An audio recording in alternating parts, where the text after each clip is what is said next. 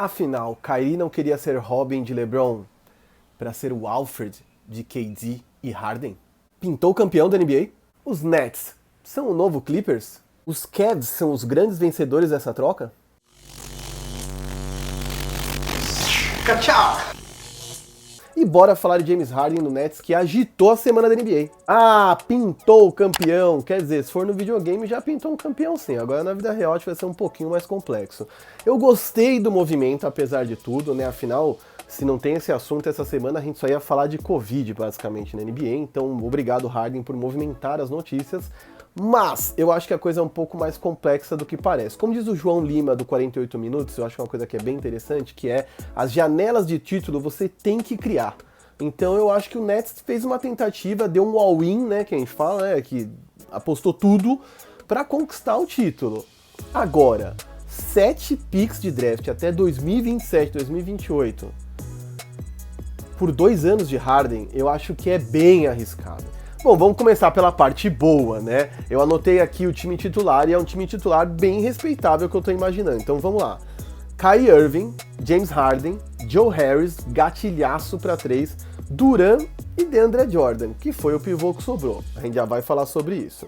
Mas é importante dizer que eu tenho milhares de reticências em relação ao Harden, mas ele não é um lixo. O cara já foi MVP da NBA, já liderou a liga em pontos 3 vezes, já foi cestinha da liga em 3 vezes, já liderou em assistências também. De 2015 pra cá ele ficou 3 vezes no top 3 pra MVP, quer dizer, nós estamos falando de um cara que é muito bom. Mas eu preciso trazer más notícias. Não sei se vocês todos estão familiarizados, então eu vou dizer aqui, tem uma estatística que a NBA usa, que é a usage rate, é uma porcentagem que eles usam para entender quantas posses de bola são finalizadas por cada jogador. Kyrie, KD e James Harden são 3 dos maiores caras nessas estatísticas na história. O que isso quer dizer? Vai faltar bola. Esses caras estão todos em torno de 30% de usage rate, que é um número bem alto. Quer dizer, é como se nos times em que eles tivessem jogado, eles finalizassem 30% de todas as jogadas. Um único cara. Isso é muita coisa. Aí vão dizer, mas os caras são gênios, eles vão entrar num acordo, vale tudo pelo título. Calma. Em todos os Big Threes que a gente viu na era moderna aí, eu tô falando de Miami, eu tô falando de Spurs, eu tô falando de Boston Celtics, alguém tem que abrir mão da bola, alguém tem que abrir mão de jogar. Ou você tem no time caras altruístas que possam jogar e contribuir muito para esse time sem precisar jogar com a bola na mão. E aí o que acaba acontecendo quando você tem caras que precisam da bola na mão é alguém abre mão de jogar. E eu tô falando aqui de Kevin Love, eu tô falando de Chris Bosh, e aí quem deveria abrir mão de jogar nesse time? Kyrie? É o que faz mais sentido? Afinal, é o único que não foi MVP, é o cara que entre esses 3 é o pior. Quer dizer, nessa escala aí ser o pior não é nada mal, mas assim, é o pior. E aí, fala pra mim, vocês acham que o Kyrie tá disposto a deixar de ter a posse da bola? A zoeira do começo do vídeo é engraçada, mas a verdade é essa. Ele saiu da sombra do LeBron porque ele queria liderar um time. Deu tudo errado em Boston. Aí o cara fica na sombra do KD no Nets. E agora ele vira a terceira opção do Nets. Quer dizer, se ele não é o Alfred, ele virou o comissário Gordon.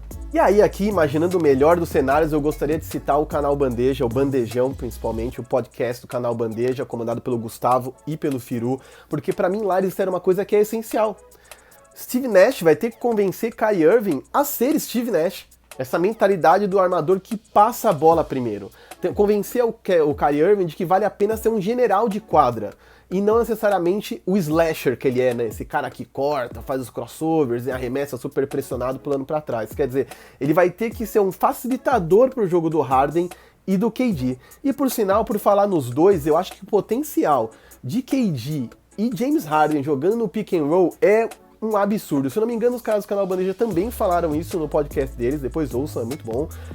E, cara, é espetacular imaginar corta-luzes entre James Harden e KD e imaginar tudo que eles podem fazer, né?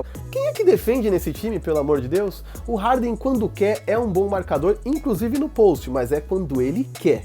Ele vai querer? O Kyrie Irving, bom, não é exatamente uma nulidade na defesa, mas é um cara pequeno, é um cara que não defende como os maiores armadores de sua geração. Não vou nem comparar com outras gerações, mas da sua própria geração. E o KD é um cara que, enfim, vem de uma contusão seríssima. O que eu puder poupar o KD, eu vou. Então, pra mim, eles deram um all-in gigante, criaram uma janela pra si mesmos, mas eu não acho que isso é o bastante nem pra liderar o leste. Se for pra liderar o leste, ok, mas eu não acho que é o bastante pra bater quem vem do oeste. Levando em conta que o Lakers atualmente é o grande favorito para esta temporada, teria o Nets armas suficientes para parar esse Lakers?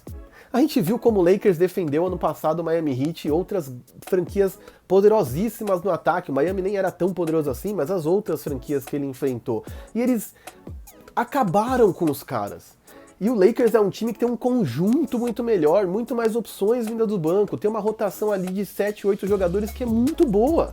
A rotação do Nets não é isso.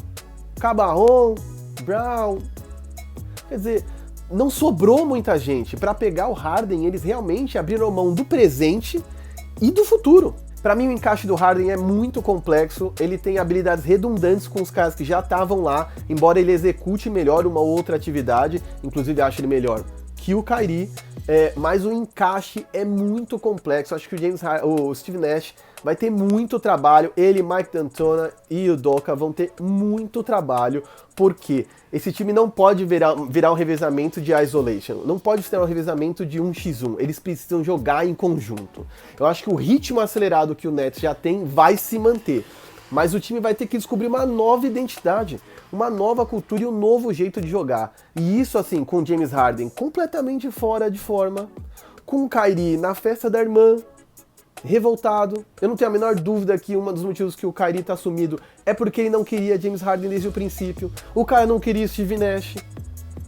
E aí, assim, o KD é um cara que quer vencer. Até quando vai a paciência do KD com esse bando de louco? Sendo que ele também é louco. Afinal, pra quem não lembra, KD faz contas falsas pra se defender dos haters, né? Agora bora falar dos outros envolvidos nessa troca, porque tem coisa boa pra se dizer. Afinal, o Houston Rockets assaltou todo mundo, juntou um monte de assets, um monte de ativos interessantes, e aí depois meteu o Robin Hood. Mandaram o Jarrett Allen por nada. Jarrett Allen e Taurean Prince por nada para o Cavs. E pegaram o Oladipo no último ano de contrato.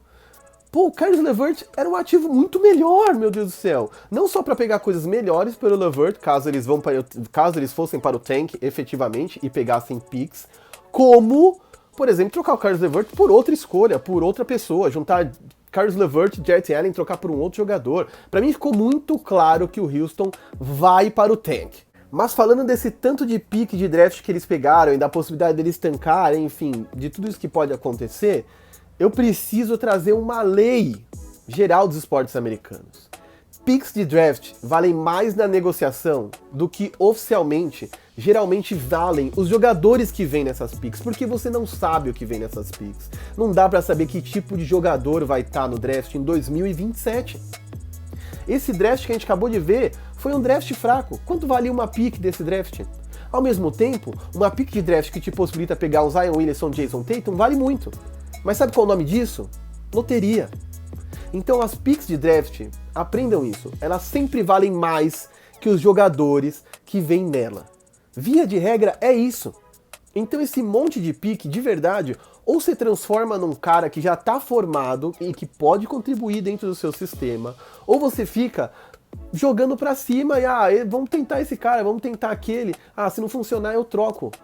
Só que você nunca vai ter nas mãos o valor daquele franchise player que você perdeu. E aí agora vamos entrar numa parte interessante dessa brincadeira que é Cavs e Pacers talvez sejam os grandes vencedores dessa troca.